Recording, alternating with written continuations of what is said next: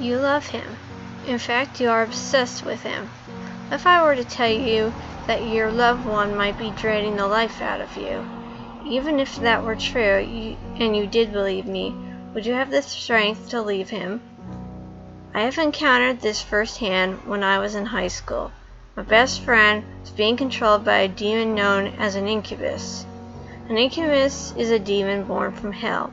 They spend their entire lives draining the life force out of women and continue with the same woman until her will to live has completely diminished. During their relationship, the incubus bends her will in a hypnotizing way to make her do whatever they want. The incubus thrives off her will, but she is being mentally tortured and finally moves on to his next victim. During my summer break before 10th grade, my parents and I moved to a different state to live closer to my grandparents. When I started school there, I wasn't entirely pleased with the people there. I made friends with this girl whose name was Charlene. She was beautiful. She wasn't a twig, but wasn't obese. She had nice curves and an amazing personality. I was able to tell her anything and everything because of how much she actually listened. She never held anything against me, and that was a trait I wished everyone possessed.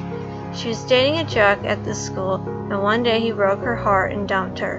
It was 3 or 4 days after she started talking about this guy she met. She wasn't the most innocent person in the world,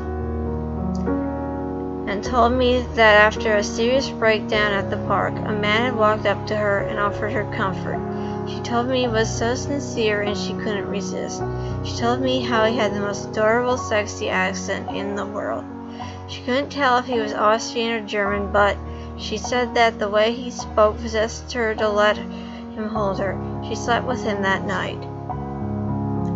I told her to let him go because he was bad news for her, and she was 16 and he was 24.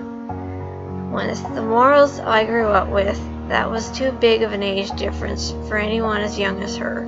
As time went by, she progressively got more and more obsessed with this guy. She could go on and on about how cute his smile was, or how every moment with him sparkled, or how adorable his black hair was. She would talk non-stop about how amazing his cooking was. All of a sudden, one night at a sleepover, I pointed out these bruises on her neck. She intentionally tried to cover them up with her hair and told me she bumped into something. I finally got her to confess that it was from that man. Danny did it, but everything is all right now. He just had a breakdown, she had told me, which was followed by some sob story of the guy's past. She told me how his father had just died, how his father used to sexually abuse him, but how he was the only person Danny could talk to. Things escalated from there. The relationship had become this evil circle of torture for her. It ruined her to pieces. She got lost in this dark ballad, forever dancing to his beat. Something bad would happen to him. She would grow immensely depressed. He would get better, and then she would fall even more in love with him. She also started hearing voices and practically went insane. She had turned her religion to Satanism and started her on hallucinogenic drugs.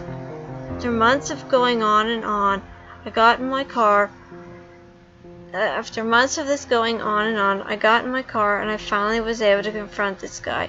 He worked as a chef at some high-end restaurant, and I waited until he got off work before I approached him. As he walked to his car and pulled out a cigarette, I started harassing him about my best friend. I ran it on and on about her to him, how much I hated him even though I never knew him. I realized after 7 minutes of telling him how much I hated him, he never even spoke once. He just listened and smiled. "It'll be all over soon," he told me in a thick German accent. The way he smiled made his features even more sinister. He had some facial hair, long curly black hair, and the scariest part about him was his vivid light blue eyes. It seemed like they glowed in the darkness. Before he left me, he told me, "And you won't be able to do anything about it." I couldn't sleep that night. It still haunts me to this day. It was just the feeling he gave me. It felt like he would be the thing he would be the thing staring behind you in the reflection of the mirror. When I did fall asleep that night, I had horrible nightmares about waking up in a desolate hallway, and at the end of the hallway there was a door partially open. I crawled to open it, and my friend is bloody and broken in the bathtub. Her rib cage was ripped apart and her heart was gone. On the wall there were numbers written on the wall. 26019. They were still being written in blood, even though nobody was writing them. When the door squeaked from me opening it, the numbers stopped appearing. I could feel something crawling its way toward me, but I saw nothing. I woke up in a sweat to a man standing beyond my bed. He crawled towards me and kissed me on my lips. After that, he opened his mouth and the screeching bellowed in my ears. I was paralyzed and I couldn't move. That shout took my will that night and raped me. Next morning, I woke up to 12 missed phone calls, all from Charlene. Charlene committed suicide that evening after hearing the news that Danny had shot himself in the face. I wish I could have acted sooner. I would have been able to save her.